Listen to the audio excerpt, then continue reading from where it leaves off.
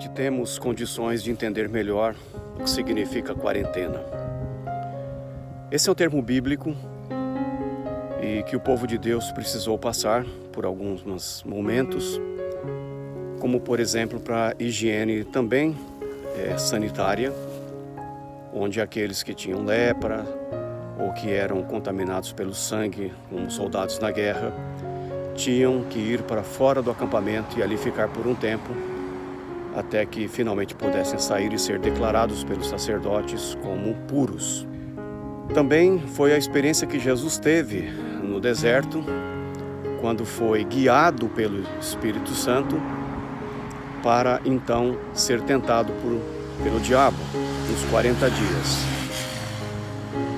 Essa experiência de Jesus e os motivos que o levou a estar no deserto certamente são diferentes dos nossos, porque ali ficou claro que ele foi guiado pelo Espírito, não pelo Satanás. Satanás não nos guia, mas guiado pelo Espírito ele vai até o deserto, conduzido, para então passar por uma série de tentações, o que creio não tem sido o nosso caso. Nós estamos numa quarentena no sentido de cuidar de nós mesmos, para que a gente tenha condição de cuidar dos outros, dos nossos próximos, para que a gente não seja vetor e as pessoas então peguem o coronavírus por nossa culpa.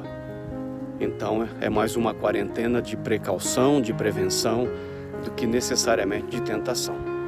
Porém, como o diabo sempre age, ele usa os nossos momentos de fraqueza para tomar proveito, se aproximar e fazer as suas propostas tentadoras para cada um de nós. Creio que essa experiência de Jesus pode muito nos ajudar nesse período de quarentena que estamos passando. Você se lembra muito bem que foram 3 grandes momentos, o que é para alguns biblistas entendem que foram 3 situações da vida. A primeira, a questão material. A segunda é chamada de política. E a terceira é espiritual. Na primeira proposta de Satanás para Jesus, que é então a tentação material, que foi para transformar as pedras em pães. E nessa tentação, o que está sendo proposto é que Jesus então deixe de confiar na palavra de Deus para confiar nas suas próprias forças, nas suas próprias possibilidades de sair da situação. Então você se lembra que Satanás se aproxima e disse: transforme estas pedras em pães. E Jesus responde dizendo que o poder que está sobre ele não é um poder dele mesmo, mas é um poder que vem da palavra. Por isso ele diz: está escrito que nem só de pão viverá o homem, mas de toda palavra que procede da boca de Deus. Disso viverá o homem e a mulher, que é, portanto, uma citação de Deuteronômio. Ou seja, a primeira proposta é: use o teu poder. Use o teu poder para transformar as coisas. E Jesus disse: não, eu não uso o meu poder. O meu poder vem da palavra de Deus. Creio que essa pode ser uma boa experiência para todos nós, né? Olhando para o mundo ao nosso redor, para o mundo ao nosso entorno, onde cada um vive, nos seus lugares, independentemente de quais lugares são esses. É a tentação que nós temos nessa quarentena de achar que nós somos poderosos, que nós podemos todas as coisas. E essa quarentena vem mais uma vez provar para nós, seres humanos, que nós não somos nada, que a nossa dependência é em Deus e na sua palavra. Se não for por meio da sua palavra, se não for a palavra que nos mantenha durante esse período de quarentena, nós não somos nada. Ninguém tem força em si mesmo para fazer as coisas acontecerem. É a força da palavra. Então, nesse momento, acho que é importante que cada um de nós faça essa reflexão pessoal. Qual é o lugar da palavra de Deus nessa quarentena na minha vida? Para que a gente então possa chegar à conclusão que o nosso poder não vem de nós. O nosso poder vem da observância, do cumprimento e da obediência à palavra de Deus. A segunda tentação já parte para um outro nível. Se na primeira ele disse: use o seu poder para transformar as coisas, na segunda ele fala assim: use o meu poder, ou seja, o poder de Satanás. Quando ele então leva Jesus para um local mais alto e ali mostra todos os reinos deste mundo. E então ele disse: se prostrado me adorares, tudo será seu. Aí alguns biblistas falam que é a tentação política da polis, de levar ele sobre um monte, o mais alto possível, e ali então mostrar as cidades, mostrar os reinos, mostrar os impérios humanos, as construções humanas. E então a partir dali ele fala: se você se prostrar a mim, se curvar a mim, você então vai vencer essas tentações e receber todo o poder que eu tenho para te dar. Bom, Jesus responde dizendo para ele que o poder que estava sobre ele não vinha de se curvar nem a ele mesmo em primeiro lugar, mas muito menos a Satanás. E ele responde a Satanás dizendo: adorarás a Deus e só a ele prestarás culto. Creio que esse também pode ser um bom exercício para todos nós neste período de quarentena. A quem nós estamos nos prostrando nesse momento? Nós estamos nos prostrando aos noticiários, aquilo que está sendo divulgado no mundo. Nós estamos nos prostrando diante de possíveis palavras que trazem para nós insegurança, incerteza quanto ao dia de amanhã. A quem você se prostra nessa hora? Eu tenho cá para mim que o nosso poder vem a quem os nossos joelhos se dobram. Se os nossos joelhos se dobram aos poderes deste mundo, receberemos os poderes deste mundo. Mas se os nossos joelhos se dobram apenas e exclusivamente a Deus, a Ele prestando culto, ou seja, a Ele servindo, essa ideia do liturgos, do prestar culto, de servir a Deus, então o nosso poder vem desse serviço a Deus. Ou seja, essa segunda parte da tentação diz que nós não podemos nos curvar diante do que se propõe para nós, que nós só devemos prestar culto a Deus. Ou seja, o nosso poder vem da adoração a Deus. Então, quando nós curvamos os nossos joelhos em adoração ao Pai, é um estado de confiança, de dependência, de submissão. Então aí nós precisamos olhar para essa fase da vida que estamos passando, e ela vai passar. A questão não é se ela vai ou não passar, a questão é como vamos sair dela.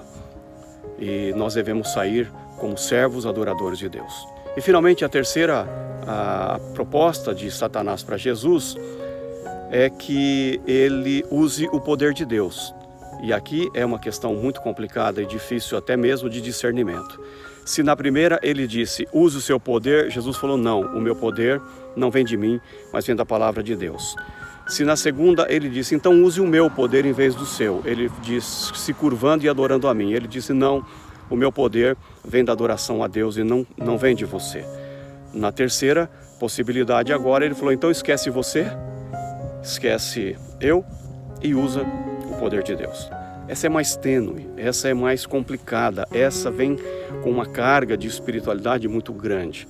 Quando Satanás então leva ele finalmente no pináculo do templo em Jerusalém e cita o Salmo 91, onde Jesus então poderia se atirar lá de cima e seria dado ordem aos anjos, e Deus, por meio dos seus anjos, não deixaria que ele morresse, estourasse no chão.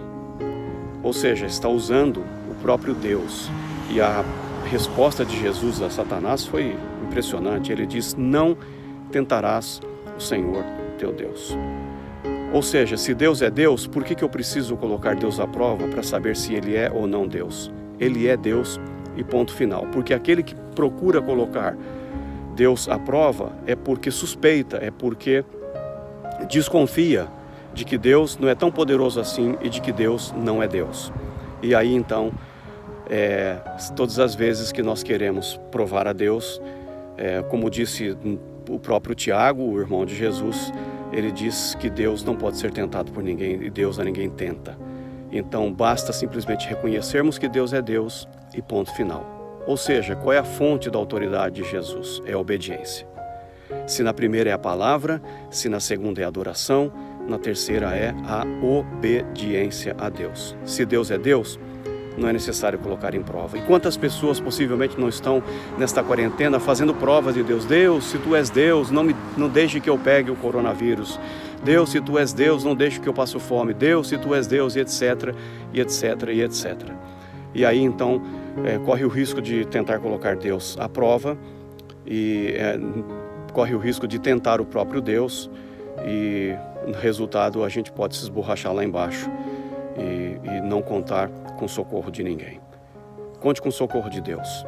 E é claro que o socorro de Deus virá de muitas formas. Virá de mim, virá de você, virá dos nossos irmãos, virá da igreja, virá até de organizações não governamentais para ajudar-nos nessa situação tão difícil que vivemos hoje.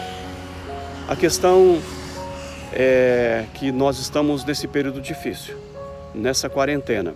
E nessa quarentena, assim como Jesus foi tentado, nós também somos tentados. Nós somos tentados a viver nesse momento que não na palavra de Deus, que não na adoração a Deus e que não na obediência a Deus. E cada um aplique aí ao seu contexto, à sua situação, à sua casa, à sua vida, à sua família, ao seu trabalho e coisas do tipo. E a questão final que eu quero deixar é o como nós vamos sair dessa quarentena. Você foi forçado a entrar, ou está sendo forçado a obedecer, está sendo forçado a observar esta quarentena. Uns não por causa dessa questão do trabalho ser essencial, mas a maioria sim.